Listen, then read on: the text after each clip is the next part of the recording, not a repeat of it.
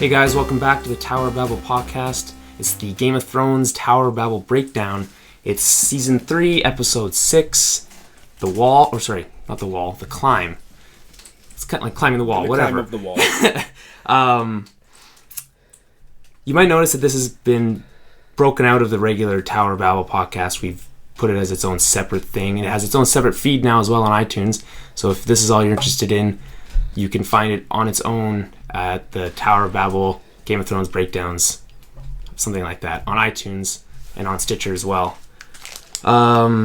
It's got its own cool art. It looks kind of like ours, but it has Game of Thrones stuff in it, so that's how you know it's different. So we'll jump right into this episode then. Also, at the beginning of this episode, I'm going to be playing an 8-bit version of the Game of Thrones theme. My idea is to have a different cover of the theme for not every episode, for a lot of the different episodes. Okay. And then, so this one is 8-bit Game of Thrones by Floating Point Music. He's got his own channel on YouTube.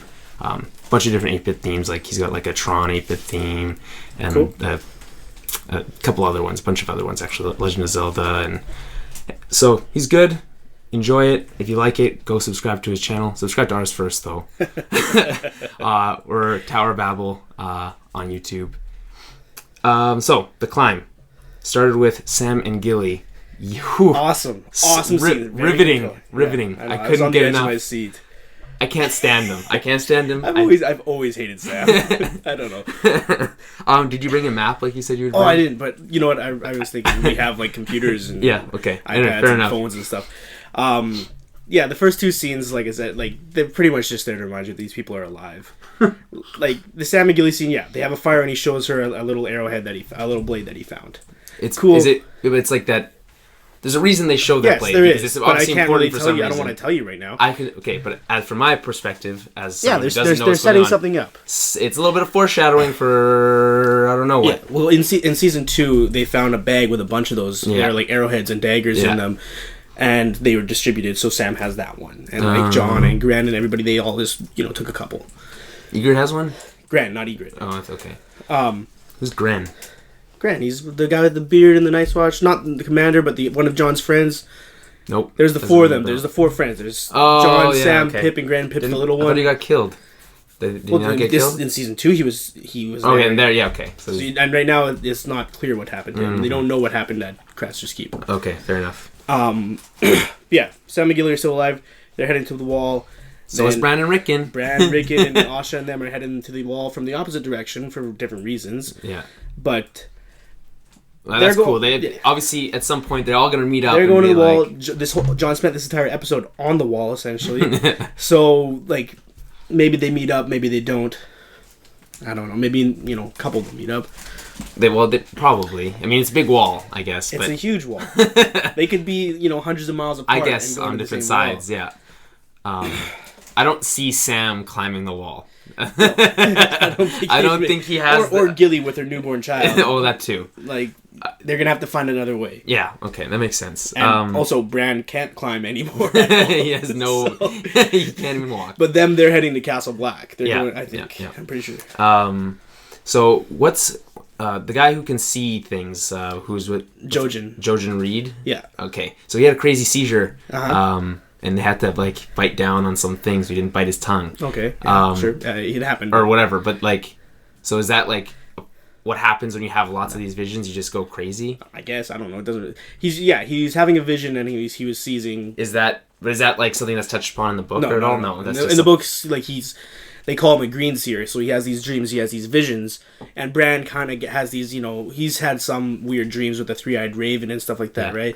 So he's had a little bit of this, and Jojen is much more experienced with it. They call them green dreams, and they just, dreams of the future, just different places, whatever. Okay. But he never seized up in the books. I don't really care. Okay. So, as long as we're up north, so it's John and Ygritte, and she's like a stage 5 clinger, that one. Well... I don't know. Okay, they had sex once, and she's like, you better be loyal to me. I think I think you just take a leap of faith and assume they've done it more than once. Okay, maybe they've done it more than once, but the first time they did it, she's like, I never want to leave. Yeah, which should be that's already stage 5 clinger stuff. Right there. I mean, John's not going to know any better, right? I guess. The interesting thing for me in that scene, the only interesting thing in that first scene that they have together is how she calls him out. Like, she can tell that he's obviously still loyal, or he he didn't come over because he truly wanted to leave the Night's Watch. He came over for his own reasons. And then she says, well, they don't give a crap about me either. Yeah, exactly. So. We're just foot soldiers, and like, this is more important to me, which is nice and nice of her. It's like, it's a sweet thing to say. And then even when they're climbing the wall, and a bit of the wall cracks and takes out half their climbing forces. Yeah. Oral has to cut them loose, and it just goes to show. Is it well? Okay, he literally gives them no time at all. No, you gotta cut them loose. They just fell. Yeah. He's like clearly, and like, it was so easy for John to do. Like, if he had just waited a couple minutes, they could have just done it. Yeah. Nope. But he's never really liked John in the first place. Clearly, and they give him a nice stink eye when they reach the top. Mm-hmm. So that just goes to show how expendable they really are. Yeah. And the CG in that whole sequence was pretty good. Like, it looked cool. It didn't come off as overly like cheesy. It just. Oh, you know what? I forgot to put on my review. I wanted to put a picture of the wall cracking and say the wall defends itself. That's what they say in the books. That's what the Night's Watch say. The wall defends itself because like pieces of it fall and stuff like that. And you can see it weeping in the sun, apparently, according to Sam. When it's sunny out, when it's melting. So, speaking of the wall melting, they talked about this, I think, in the last episode, that you have the watch, like the Night's Watch has like the Rangers and there's like engineers. There's the Rangers, the Builders, and the Stewards. Okay, so the Builders like what? Keep the wall from falling apart? Yeah, well, yeah, they do. They maintain the wall. They also are charged with cutting down the trees that are getting close to the wall. Not doing a very good job of that. No, they aren't. That's because they have a lot of guys. Yeah. So yeah, there's supposed to be like a decent space between the wall and the forest where anybody attacking would be seen quickly and shot down. But not all the castles are garrisoned. They can't do it everywhere. I guess that makes sense. Yeah. So the Builders do that kind of stuff, and then like maintain the armor and swords and like that kind of stuff. The smithing. Okay. All right. And then there's the Stewards are like the ones that keep the ravens, and they cook, and like John is a steward because he was attending to Commander Mormont that whole time. But he was really just a ranger. I mean, kinda mostly. He was kind of just. They were grooming him for command. Is what the idea was. Yeah.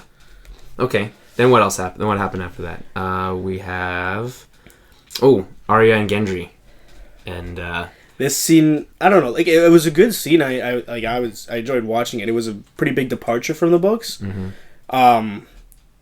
Yeah, in the books, Gendry never leaves like the brother. Like, there's that's okay, but happen. is okay. But I understand why. I think I know why they're doing it. Oh, okay. Is that because this is what I understood from doing my little bit of research, is that there's supposed to be another bastard of. Well, he has tons of bastards. Yeah, but okay, alive, and but they're just kind of like combining these like Gendry into. That's what it seems like. The guy, the one that you're referencing, is named Edric Storm. He was a bastard and he lived in the Stormlands, but he was brought up and lived in Storm's End his whole life. But he was, treated well, and he knew Robert was his father, and he was always excited when the king would come.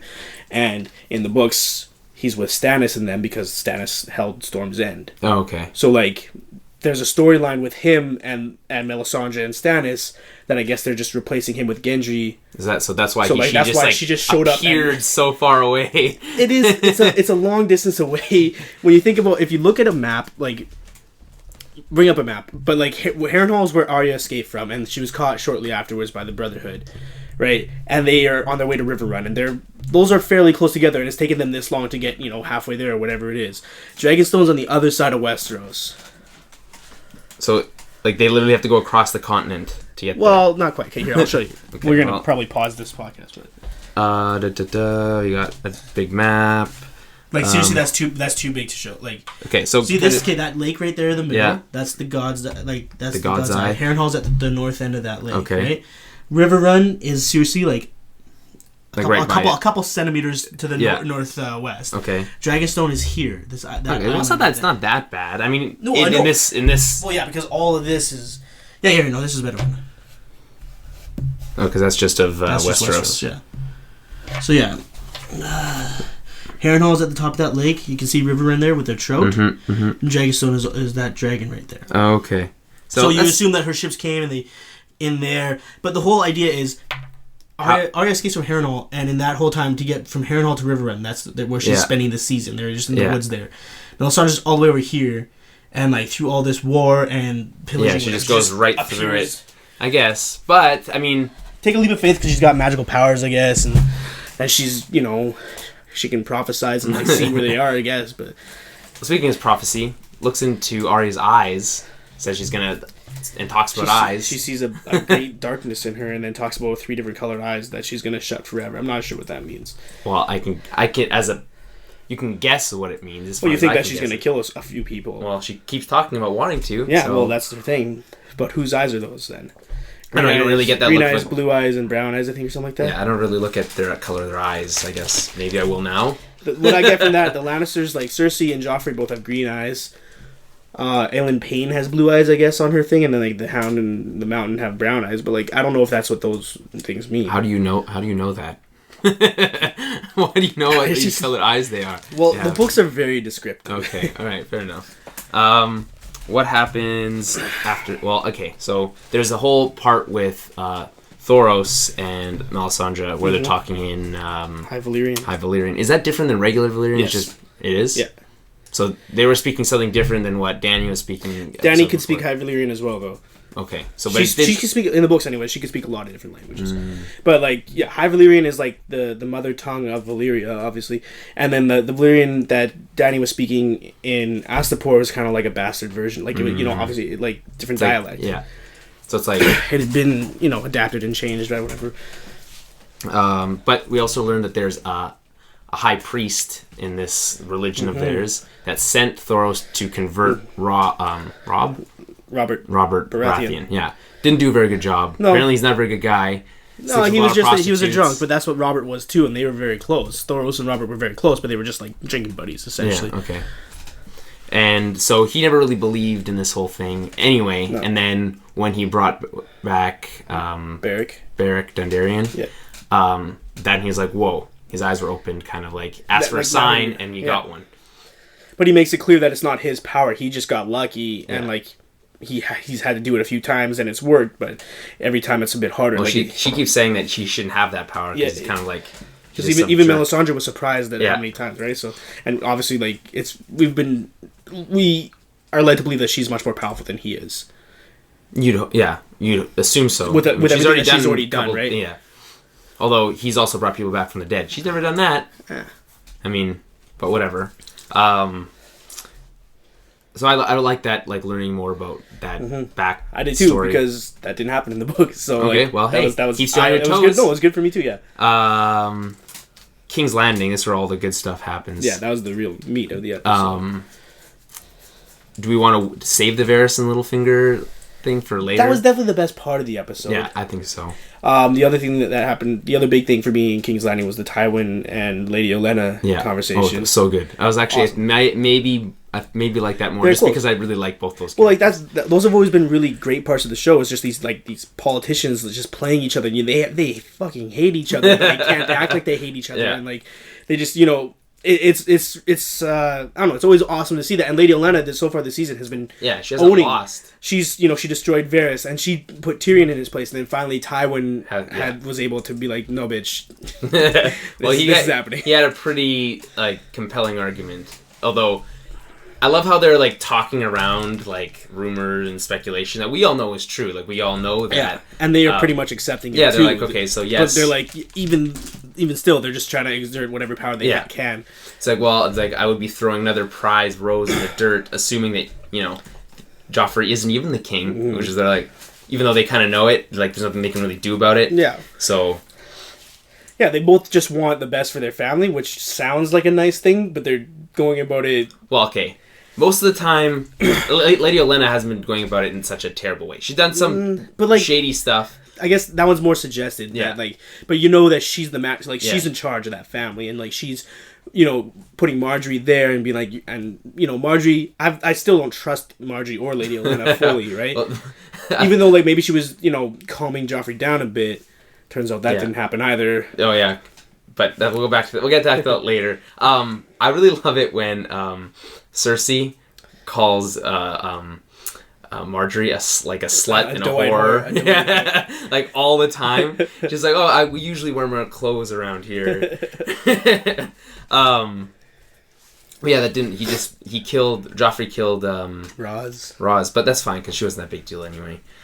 She wasn't, and I like the way that they did that. Like it was really good. Like just like also thus far in the show, like Varys keeps saying how dangerous Littlefinger is. Yeah. But he was really just like, he was just another one of the politicians, just a snake. He never really understood, but like that really explained exactly what kind of man he is and like how calculated he saw her as a bad investment, and rather than just being pissed off and killing her, he used her not only to get revenge on her, to screw up Varys' plans, gain favor with the king, and put Sansa in a position where like she has no other choice.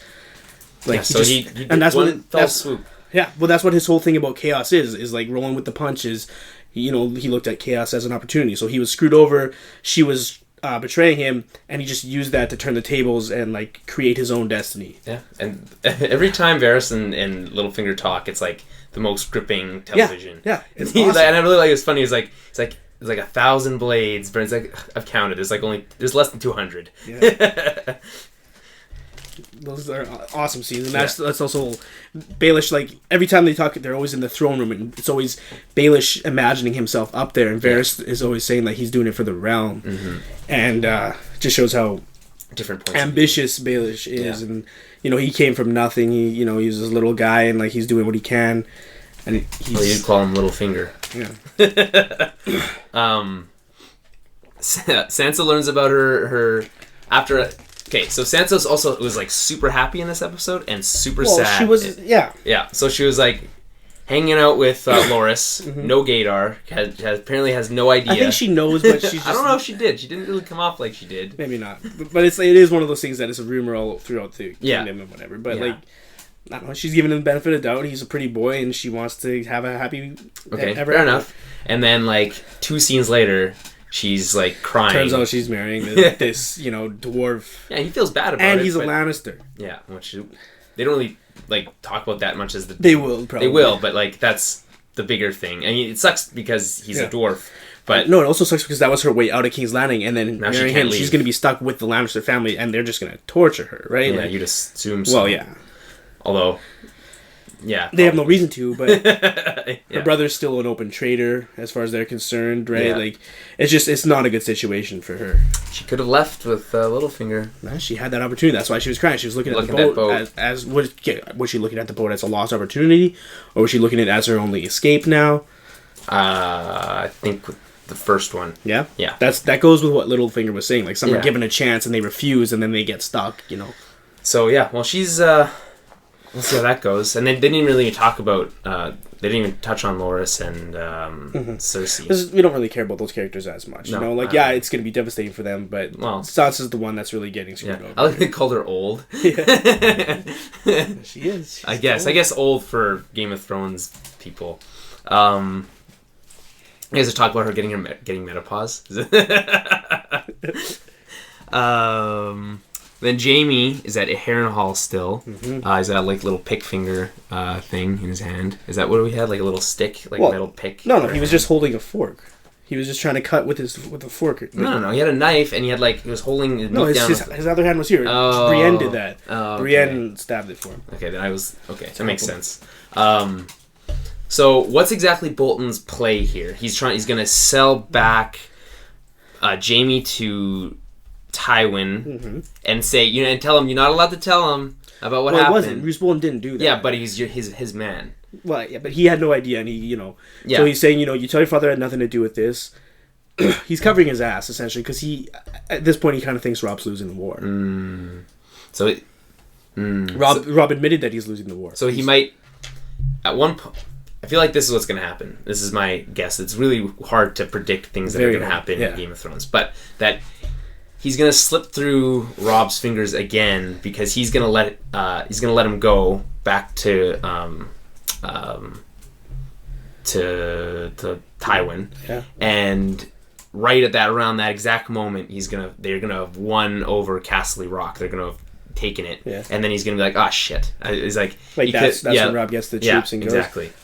So, and then what's happening with Brienne? So she's a traitor. She's a traitor. She abetted his. So she's gonna sell. He's gonna sell Jaime back and give Brienne over to Robb. He didn't really make it clear what he was gonna do, but yeah, the whole thing is Brienne helped Jaime escape. So Bolton lets Jaime go and is covering his ass so that Tywin isn't, going to kill him for cutting his son's hand off or executing him or whatever. He's covering his ass on that side, and at the same time, he's treating Brienne like a traitor to the North, which is what she technically is. I guess, but I mean, how do you give Brienne? How do you do that and at the same time also let Jaime go? Well, nobody has to know that they were both there at the same time. He could have just caught Brienne. I guess, and maybe he executes her, and maybe, or maybe he does. Maybe he sells her back to Robb, or maybe he gives her to the Lannisters. I don't know. I do know, but I'm saying I don't know. Okay, well then you said enough then. Speaking of Robb, he had a little meeting with the Tullys, or the Freys. The Freys. Not the Tullys, the Freys. And kind of forces his cousin to marry one of the ugly girls. His uncle, yeah. His uncle? Yeah. That's Catelyn's brother. Okay. Edmure. They don't necessarily say that she's ugly. It's just well known that all of his daughters are ugly. This 90-year-old man has 40 children plus. He's been It's like they've been trying to marry me off to one of those damn daughters for so long. That's the thing though. The Freys are in a good position. They know that they can make demands because they got fucked over. Yeah. And Edmure is technically their liege lord. They owe him homage. If he called his banners, they would have to come. But they just know that they're in a power position right now, so they're making sure that they have one of theirs in House Tully now. Makes sense. And he also demanded Harrenhal, which has been promised to a lot of people. Yeah, it's like everyone wants Harrenhal. Although I'd be much happier if they got it than Littlefinger, because he's a douchebag. But whatever. Yeah, it's been thrown around a lot. Yeah, no one really wants it that much. Do the people who don't have anything want it? It's the biggest castle in Westeros, and it's also half destroyed. And it has a lot of supporting lands, and it's right in the middle. If the Lannisters were to take it and they hold King's Landing, it would be contributed to that side, to the east. And if the Tullys or Robb of them, it could be contributed to the Riverlands as well. I see. And it's right in the middle. To get either way, you would have to cross around there, that makes sense. Or go down south around the lake. But okay, overall though, thoughts on the episode as just a whole? No, it's good. Not meh. I've never not liked an episode. It just seemed like it was a lot of filler, which has to happen. This is one of we were talking about what I've liked about this season. Ever since we started this podcast, about how I like that things move along. A lot of stuff didn't really move along in this episode. Yeah, and the other thing I've mentioned a couple of times is how they've omitted characters like Bran and Sam from certain episodes, just so the other characters could have a fully fleshed out story within that episode, because some characters move more than others, right? Yeah, and we also haven't seen Bran and Rickon in two episodes. And that's why they need scenes like this that just peppered in, because not a lot's going on with them, but it makes their journey seem like the whole time all this other crap is going on, we know that they're still they're going towards the wall, they're just walking essentially. But you can't just not have them in the show and then just show up when there's something happening in their story, because then people would be like, well, it would just seem like their story is so condensed. Yeah, that makes sense. So I'm okay with it. The first two scenes were slow, whatever. The ending in King's Landing was pretty good, and I think it made up for it. Yeah, no, I agree. It was pretty good, but I mean, this episode, probably the weakest of this season. I think last episode was definitely much stronger. Oh yeah. But I don't know. I still enjoyed it. I still watched it a few times. I'm gonna watch it again on Wednesday or tomorrow. Everyone hasn't seen it yet. It's good. Just the show, not this episode so much. I purposely didn't want to talk about Theon because fuck that story. Nothing's going on. It's the same thing. Again, they didn't reveal the dude's name. He's just toying with him, but yeah, he just likes to torture him. He just enjoys inflicting pain on him. Yeah, and he's like, well, let's play a game, and then Then by the way, I was lying. So this whole scene, pointless. What I will say about that, they have hinted at the character's name. If you've been paying attention, but you would have to go back and watch some of season 2 stuff. They have said his name, and also stuff that was happening in that scene. What he was doing to Theon also hints at his house, I guess. Okay. I'm not gonna tell you who he is, but there are a couple little hints. But it's not that important that you need to know right now. Still, all right. I guess it's to make up. It's gonna pay off later, I assume. But it's just right now it's frustrating to see the same thing play out over and over, and literally this is like the definition of treading water. We didn't see Dany, we didn't see Stannis, and we didn't see. Are we missing anyone? Is that Davos? But that's kind of Stannis and Davos is the same kind of storyline. So that's about it. We pretty much touched on almost everyone. Yeah, I think so. Yeah, okay. Yeah, Daenerys wasn't in this episode. The other thing, Young Kai has been featured in the opening credits. Twice. And they haven't even mentioned it. Yeah, I don't know why. So, like, I mean, you assume that she's going there because she's right there. Nobody else is going to go there, but I don't know why they just keep including it if she's not going to go Next there. Next week, I guess? I don't know. Hopefully, yeah. They're just too lazy to change that's what I said about them revealing that dude's name. And they said well, they've still got 4 episodes left to do it, so... Yeah. And 2 before one... really, really big one. Yeah, for episode 9. Yeah. But that's what I'm looking forward to most. Episode 9 has been the best episode of every season so far. Both episode 9 and 10, like, judging from the names, the episode names, both of those are going to be really good episodes. I haven't even looked at them. I'm trying to keep, like... Without having read the book, it won't give it I guess that makes sense. I mean, but I guess going into this season, if I'd read this episode is called The Climb, I probably could have guessed. Maybe, yeah. The Climb is a bit more obvious. Well, last week, what was it? Fire... Kiss by Fire. Kiss by Fire, which is, I guess, what, reference to hair color? In the north, yeah, the Wildlings call anybody with red hair Kiss by Fire is supposed to be lucky. It's very rare up there. So that's not even a spoiler. That's just like whatever, right? Yeah, okay. That makes sense. And also, in that episode, Beric was fighting with a sword and it was about the hound. So, like, I guess you could interpret it either way. I think I guess... The Climb had 2 interpretations as well this week. Yeah, so, yeah, which is fine. But it was about the wall. Yeah, you knew that if you you know, and that's fine because you know that's going to happen no matter what. Eventually, that was going to happen. Mm-hmm. So I think that pretty much covers everything as far as this week's episode of Game of Thrones. I think so. If you want to find more of our discussions, it's at towerofbabblepodcast.com. You can find our channel on YouTube. We're on iTunes and Stitcher. We've got the Tower of Babble Game of Thrones breakdowns on iTunes and Stitcher as well. I think that's pretty much everything. On Twitter as well, Tower Babblecast, and Facebook. And email us at towerbabblepodcast@gmail.com. I think that's everything. We'll see you guys next week when we discuss episode... You know what the title of next week's episode is called? Episode 7, The Bear and the Maiden Fair. Okay. See you then.